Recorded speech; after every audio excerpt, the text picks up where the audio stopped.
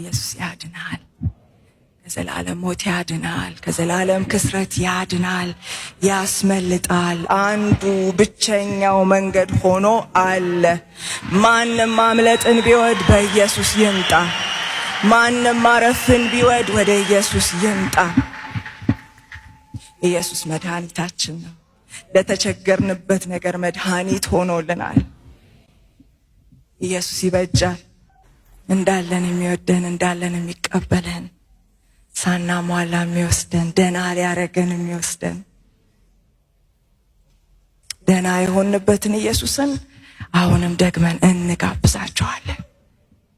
ኢየሱስ እረፍት ነው። ሳናርፍ በፊት ታግለናል፣ ተጣጥረናል።